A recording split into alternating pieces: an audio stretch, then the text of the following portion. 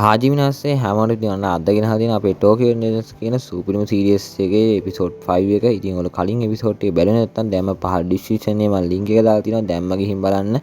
ඒ වගේම ඔයගලන්ට anime TikTok, ඒ වගේම ඇනිම් wallpaper, ඒ වගේම ඇනිම් ස්ටිකර් ලබා ගන්න ඕන නම් දැම්ම අපේ පහළ WhatsApp link එකෙන් ගිහලා WhatsApp channel එකට join වෙන්න.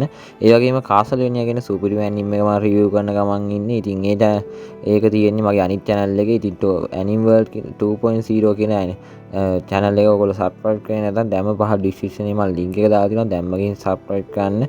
ඉතින් මේ වීඩියෝ එකට පහලින් comment එකක් දාන්න යන්න මොකක්ද ඕනේ ඊළඟ ඇනිම් සිව් එක කියලා. ඒ වගේම ඕගොල්ලෝ ආස චරිතයක් ඉන්නවා නම් මං ඉම්මන්ටම කියන්න මං ඒක ගැන රිවිව් එකක් කරන්න බලාපොරොත්තු වෙනවා. එහෙනම් වැඩි කතා නැතුව යන්න මෙන්න සුපිරිම එපිසෝඩ් එකට.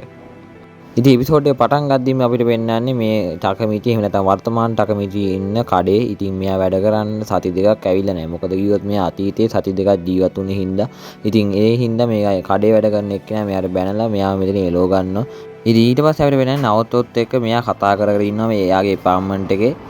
සමහර විට මං අතීතයේ හිටනට මගේ එයාගේ අනාගතය ගැන කිව්වොත් කියලා මං ටකමිටි කියනවා. ඉතින් ඒක නම් කවදාවත් ගන්න එපා කියලා නවතෝ කියනවා.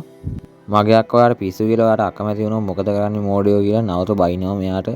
මගේ අක්කා මැරෙන එක බේර ගන්න තියෙන එකම ක්‍රමය තමයි අතීතයේ කියලා ටෝන් වෙනස් කරන එක කියලා නවතෝ කියනවා මෙතනදී. මෙතන බිම ඉඳගන්න ටකමිටි කියනවා ඩේකන් ජීවතුන් අතර හිටියනම් කියලා. ඉතින් එතකොට නවතෝ කියනවා ඔයා කියන්නේ රියකුජි කෙන් ගැනද කියලා. ඉතින් ඔව් ඔයා එයා ගැන හෙව්වද කියලා ටකමිටි අහනවා. ඔව් මේ තියෙන්නේ පරණ ලිපියක් කියලා අපේ නවතෝ ටකමිටිට පරණ ලිපියක් පෙන්නනවා මේ ලැප් එකෙන්. අගෝස්තු 3 වෙනිදා බයික් කල්ලිය සහ තව 50 දෙනෙක් අතර ගැටුමක් වෙලා තියෙනවා. ඉතින් ඒ ගැටුමේ අභ්‍යන්තර ගැටුමක් හින්දා රේගන් මේ රියගොකුගෙන් එහෙම නැත්නම් රේගන් මැරිලා තියෙනවා කියලා තමයි මේ ලියුමේ සටහන් වෙන්නේ. පොඩ්ඩක් ඉන්න නවතෝ අගෝස්තු 3 වෙනිදා තව තියෙන්නේ සති දෙකයි. ඉතින් මයිකි සහ රේගන් අතර නම් කිසිම ගැටුමක් වෙන්න බෑ කියලා අපේ ටකමිටි කියනවා.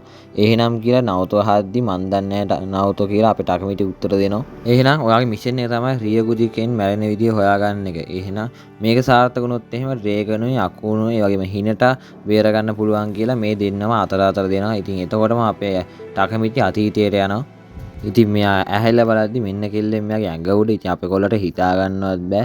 ඉතින් මෙයා ඉක්මනට මෙතනින් දුවනවා. මොන මගුලක්ද ඒ උනේ? මම කොහොමද ඒ කෙල්ල එක්ක තනි වුනේ කියලා හිත ඉන්නකොට මේක හිනට නම් අහු වෙන්න හොඳ නෑ කියලා හිතනකොටම ගහින් වැටුණු මිනිහට ගොනා යන්න වගේම හිනට පිටිපස්සේ ඉඳන් මොනවද මාට්ටු වෙන්නේ කියලා අහනවා. අපේ කොල්ල රත් වෙලා යනවා මේ සිද්ධියෙන්. ඉතින් එතකොටම අපේ ඩ්‍රේගන් අපේ ටකමිටිට කෝල් එකක් ගන්නවා. ටකමිටි ඉක්මනට මුසායි සිත්ස්ථානයට එන්න කියලා ඩ්‍රේගන් කියනවා. ඉතින් මේ දෙන්නත් එක්ක එතනට යද්දි බයික් වලින් ටෝමුන් වල කල්ලිය මෙතනට ඇවිල්ලා ඉන්නවා. ඉතින් මේ ඔක්කොම මැරේ වගේ තමයි මේ දෙන්නට පේන්නේ. හරිම බය හිතෙනවා කියලා ටකමිටි කියනවා. කවුද යකෝ මෙතන ඉන්නේ මම ඔබ මරලා දානවා කියලා මෙතනට දෙන්නෙක් එනවා මේ ටකමිටිට බැනගෙන. මෙතන මේ දම්පාට කොටර කොණ්ඩේ කපලා ඉන්න මිනිහා ඇවිල්ලා කියනවා ඔයාද ටකමිටි කියන්නේ කියලා. ඔව් කිව්වහම මෝඩෙයිනි මේ අපේ ලොක්කගේ අමුත්තෙක් කියලා එයා කියනවා. ඉතින් රේගනුයි මයිකිත් මෙතන ඉන්න අපිට පේනවා. ඉතින් ඊට පස්සේ මෙතන එන කෙල්ලෙක් කියනවා පිස්සු කොල්ල ඔයා කොහෙද ගියේ කියලා කියනවා. ඉතින් අපේ හිනට කියනවා අයි මෙයාට පිස්සු කොල්ල කියන්නේ කියලා. ඉතින් මේ අපේ ඒ කෙල්ල කියනවා මෙයා මගේ ඇඳුම් ටිකක් ගලවලා දිව්වා කියලා. ඉතින් මේ කෙල්ලගේ නම තමයි එමා කියන්නේ. ඉතින් ඊට පස්සේ අපේ හිනට හොඳටම කේන්ති යනවා. ඉතින් මෙතනදී අපේ හිනට ටකමිටිට දෙකක් ගහලා දාලා මෙතනින් යනවා. ඉතින් මයිකි සිද්ධාස්ථානයේ උඩට නගින. ඉතින් එතකොට මේ කට්ටිය ඔළුව නමලා මෙයාට ආචාර කරනවා. ඒ වගේම අපේ රේගනුයි ඒ වගේම තව කට්ටියක් මෙතන ඉන්න අපිට පේනවා. ඒගොල්ලන්ට මේගොල්ලෝ ආචාර කරනවා. මයිකි සම්පූර්ණයෙන්ම වෙනස් කෙනෙක් ඔවුන් ඉස්සරහා කියලා අපේ ටකමිටි හිතනවා. ඉතින් අද අපි එකතු වෙලා ඉන්නේ මෝබියස්ලව ගැන කතා කරන්න. උන් අපිට එරෙහිව වෙනවා කියන්නේ ගැටුම ගොඩක් උස්සන්න වෙනවා කියලා මයිකි කෑ ගහලා කියනවා මේ කට්ටියට. ඉතින් ටකමිටිට නම් මේ කිසිම දෙයක් තේරෙන්නේ නැහැ. උඹලට හිතන දේ මට කියන්න කියලා මයිකි කියනවා මේගොල්ලන්ට ඔක්කොටම. ඉතින් මෙතන අපේ ටකමිටිට පයින් එකක් ගහන දෙන්නෙක් එනවා. ඉතින් උඹට ටකමිටි කියන්නේ කියලා මෙතන ඉන්න එක්කෙනෙක් අහනවා. ඉතින් මේ ඉන්නේ තුන්වෙනි කණ්ඩායමේ උපනායකයා පහේ යාන් හා කණ්ඩායමේ නායකයා පහේ චාන්. ඉතින් මේ දෙන්න මේ ටකමිටිට බයින්න පටන් ගන්නවා. ඉතින් එතකොට මෙතන දම්පාර කොණ්ඩේ තියෙන එක්කෙනා කියනවා ඕක නවත්තන්න කියලා. ඉතින් අපේ මේ සාකච්ඡාවට හේතුව තමයි මෝබියන්ස්ලා සෙට් එකක් කරපු මෝඩ වැඩක් හින්දා අපි පහේ චාන්ගේ යාළුවෙක් මේගොල්ලන්ට ගහලා තියෙනවා. ඉතින් ඒක ප්‍රතිපලයක් විදිහට මෝබියන්ස්ලා ඒ යාළුවාට ගහලා දාලා එයාගේ කෙල්ලව දූෂණය කරලා තියෙනවා. ඉතින් මෙන්න මේ හේතුව තමයි මේ සාකච්ඡාවට හේතු වෙලා තියෙන්නේ. ඉතින් ඊට පස්සේ අපේ මයිකි අහනවා පාහෙචාන්ගෙන් ඔයාලට සටන් ගන්න ඕනද කියලා. ඉතින් අපි පාහෙචාන් කියනවා මන්ට උන් මරන්න ඕනි කියලා. ඉතින් ඊට පස්සේ අපේ මයිකි කියන්නේ පාහෙචාන්ගේ යාළුවට ගැහපු හින්දා අපි බය වෙයිද? නෑ කවුරුත් නෑ. ඒ හින්දා දැම්ම මෝබියස්ලාට එක්ක සටන් ගන්න ඕනි කියලා. අගෝස්තු 3 වෙනිදා මුසායි උත්සවයේ දවසට ගහගමු කියලා මයිකි මෙතනින් යනවා යන්න. ඉතින් මේ බයික් කල්ලි කට්ටියම දැන් විසිරලා යනවා. අපේ ටකමිති හා හිනට මෙතන තනි වෙනවා. ඉතින් ටකමිති උදේම නැගිටලා ඩේකන්ව ආරක්ෂා කරන්න ඕන කියලා ලැහත් වෙලා යනවා යන ඩේකන්ගේ පස්සෙන් වෙස්සලාගෙන. ඉතින් මේගොල්ලෝ කැෆේ එකට යද්දි මයිකි මෙතන කෑ ගහන පටන් ගන්නවා මේ කෑම හරි නෑ කියලා. ඉතින් මෙතන වලියක් ඇයිද කියලා බලද්දි ඒත් නෑ. ඉතින් ඊට පස්සේ අපේ ඩේකන් මයිකිව කරේ තියාගෙන යනවා හොස්පිටල් එකක් ගාවට. ඉතින් මයිකි නිදාන තමයි දැන් ඉන්නේ. ඉතින් මයිකි ඇල්ල අහනවා රේගන්ගෙන් ඇයි අපි මෙතනට ආවේ කියලා.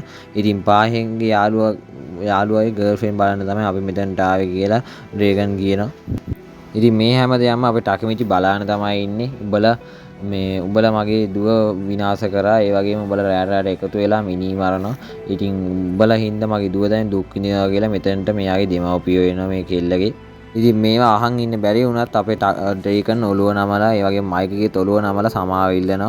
ඉතින් මේක දැකපුව අපේ ටකමේචි මට දැන් තේරුණා අවුරුදු 12කට පස්සේ මන්දිරෝ සනෝ වෙනස් වෙන්නේ ඇයි කියලා. මොකද කිව්වොත් ඩ්‍රේගන් තමයි යාගේ හදවත. ඉතින් යා නැති වුණාන් පස්සේ මන්දිරෝ සනෝ වෙනස් වෙන එක අහන්නත් දෙයක්ද කියලා අපේ ටකමේචි හිතනවා. නමුත් මම දැනගත්තා මේ දෙන්න එකිනෙකට නම් කවදාවත් සටන් ගන්න නැහැ කියලා.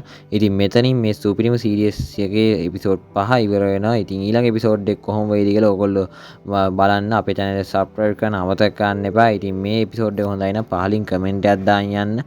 එහෙනම් අදට මං ගිහින් එන හැමෝටම හරිගතෝ සයිමස්.